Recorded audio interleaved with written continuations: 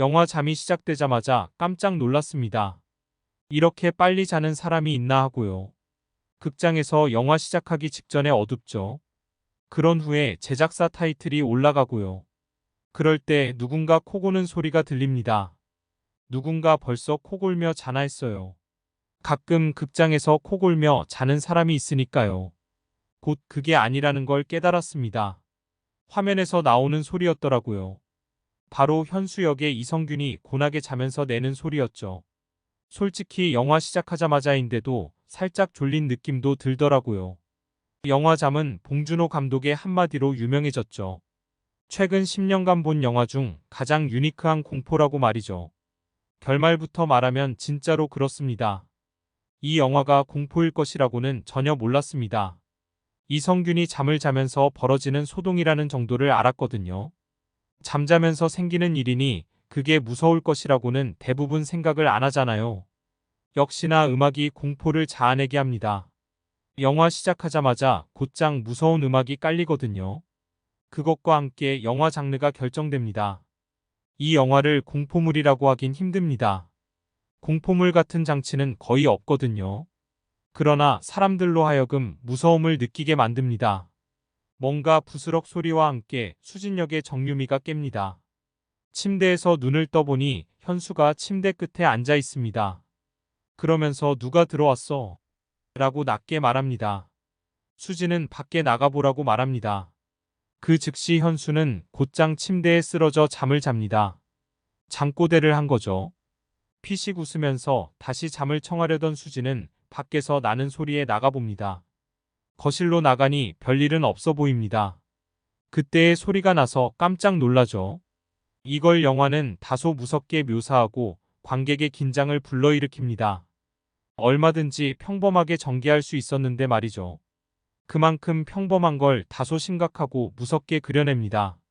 알고 보니 바람이 불어 베란다 문이 뭔가에 걸려 닫히지 못해 내는 소리였습니다. 다소 허탈해하며 문을 닫고 좀 이상하다는 생각으로 잠을 잤죠. 이때부터 본격적으로 현수와 수진의 이상하면서도 신경쇠약의 나날이 시작됩니다. 현수는 연극 무대에서 연기상도 받고 현재는 TV 드라마에 단역을 하고 있었고요. 수진은 회사에서 나름 인정받으며 업무도 잘하고 있는데 현재는 임신한 상태입니다. 현수는 다른 건 몰라도 잠은 진짜 잘 잡니다. 누가 업어가도 모를 정도로 잘 잡니다. 수진이 때려도 깨지 못할 정도로 잘 자더라고요. 현수가 잠을 자다 간지러운지 뺨을 긁습니다. 다소 심하게 긁는 듯해서 수진이 못 긁게 하죠. 그래도 또 긁는 듯해서 손에 주방용 벙어리 장갑을 끼우고 푹 잡니다. 아침에 일어난 수진은 깜짝 놀라죠. 현수의 뺨이 피범벅이 되어 있습니다. 손바닥은 물론이고 이불에도 피가 묻어 있고요. 거실로 나가보니 바닥 곳곳에 피가 묻어 있습니다. 아마도 현수가 장결에 돌아다닌 게 아닐까 하는 불안이 있습니다. 극장에서 볼 때 현수의 뺨에 피가 보일 때 깜짝 놀라 소리를 지르는 사람들이 있더라고요. 그걸 들으면서 이 영화 보면서 이제 비명소리 많이 듣겠네라고 속으로 생각했죠. 이 영화는 총 3장으로 구성되어 있는데 2장 중간까지 좀 공포적이었습니다. 실제로 사람들이 비명을 지른 것도 다 합쳐 23번 정도였던 듯합니다. 다음날 수진은 밤늦게까지 회사 업무 작업을 하고 있었습니다.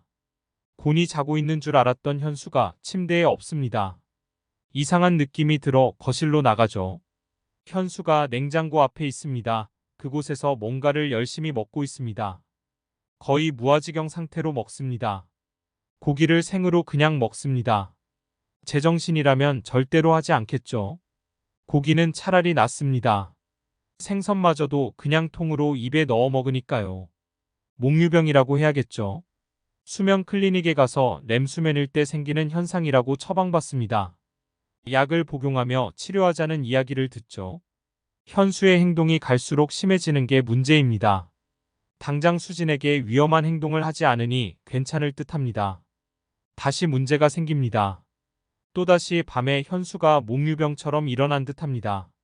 수진이 느낌이 안 좋아 거실로 나가는데 강아지가 보이지 않습니다.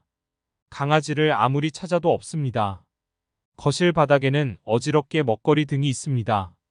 이와 함께 강아지 털이 잔뜩 떨어져 있습니다. 수지는 냉장고 안을 들여다보며 경악을 하죠. 그런 후 장면이 끝나면서 수진이 아이를 출산합니다. 갑자기 영화는 요상하게 흘러갑니다. 이전까지는 단순히 현수의 몽유병이 문제였죠. 좀 불편하긴 해도 무서울 것까지는 없죠. 현수가 잠을 잘 때 하는 행동을 제어할 수 없다는 겁니다. 몽유병으로 누군가 해하더라도 문제가 되지 않습니다. 현수는 자신이 한 행동도 전혀 알지 못하는데 갈수록 점차적으로 심해진다는 거죠. 영화가 3장까지 되어 있다고 했죠. 1장은 현수의 몽유병 발견이고요. 2장은 현수의 행동에 누군가 위험할 수 있다는 점입니다. 3장에 가서 중심은 수진에게로 옮겨집니다. 바로 자녀가 생겼기 때문입니다. 영화 전체에서 흐르는 중요한 문구가 있습니다. 부부가 함께 극복해야 한다는 점입니다. 분명히 현수가 제안한 방법이 있었습니다. 밤에는 근처 원룸에서 숙식을 하는 거죠. 가장 현명한 방법이었지만 수진이 반대합니다. 문제가 생기면 부부가 함께 극복해야 한다고 말이죠. 이때부터 거꾸로 수진의 신경쇠약 증상이 나타나기 시작합니다. 좋게 보자면 자신의 하나뿐인 자녀를 지켜야겠다는 본능이겠죠. 이 영화는 막판을 향해 본격적으로 극도로 날카롭고 신경쇠약적인 일이 계속 벌어집니다. 거의 정유미의 본격적인 폭주라고 할 수 있습니다. 대신에 솔직히 이해가 가진 않았습니다. 어느 정도 수진의 행동을 이해시키기 위해 거의 70분 정도를 할애했거든요. 남은 20분을 위해서 말이죠. 이 부분은 보신 분들이 정확히 판단 내려야 할 듯합니다.